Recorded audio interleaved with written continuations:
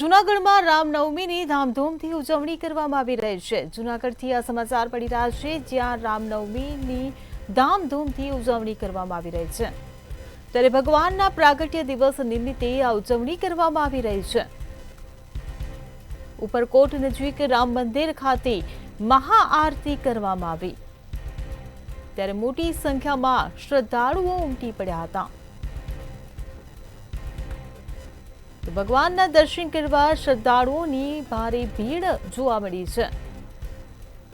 તો રામનવમીની ઠેર ઠેર ઉજવણી કરવામાં આવી રહી છે। જૂનાગઢમાં રામનવમીની ધામધૂમથી ઉજવણી કરવામાં આવે છે।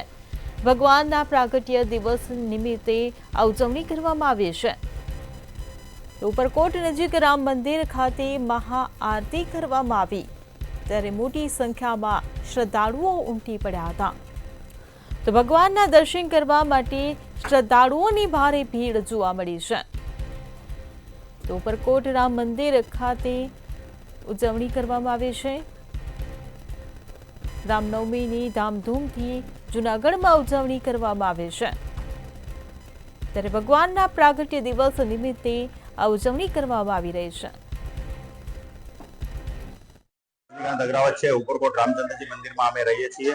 મંદિરના મંચ છે તે અત્યારે મારો બાબો છે, અને અમે આ મંદિરમાં લગભગ 18મી પેઢીથી છીએ।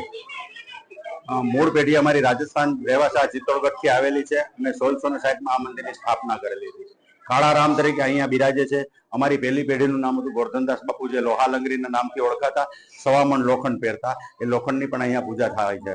આજે ભગવાન રામચંદ્રજીનો જન્મદિવસ છે, એટલે કે રામનવમી।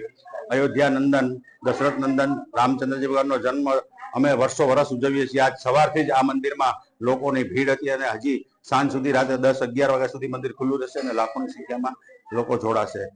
આજે રામચંદ્ર ભગવાનના પ્રાગટ્ય દિવસ નિમિત્તે આખા દેશની અંદર ધામધૂમથી ઉજવણી થઈ રહી છે, ત્યારે જૂનાગઢમાં પણ આવેલું જે પ્રાચીન મંદિર છે, ત્યાં પણ વહેલી સવારથી જ ભક્તોની ભીડ જામી છે। પહેલાં જે રામચંદ્ર ભગવાનના દર્શન કરાવીશ કે આપ જે જોઈ શકો છો, આ ઉપરકોટ નજીક આવેલું જે મંદિર છે, કે જે 1600 સદીનું આ અહીંયા છે તે મંદિર છે, અને ખાસ કરીને હજારોની સંખ્યામાં લોકો છે તે અહીં આવતા હોય છે। આપ જોઈ શકો છો કે લોકોની પણ ભારે ભીડ છે તે હાલ અહીં જોવા મળી રહી છે। વિવિધ જે કાર્યક્રમો છે તે આજે અહીંયા થઈ રહ્યા છે। 12 કલાકે એક મહાઆરતી પણ થઈ હતી। આપણી સાથે શ્રદ્ધાળુઓ છે, તે લોકોને કેવી શ્રદ્ધા અહીં આ મંદિર સાથે તે બાબતે જે વાત કરશું। માસી, ક્યાંથી આવો છો?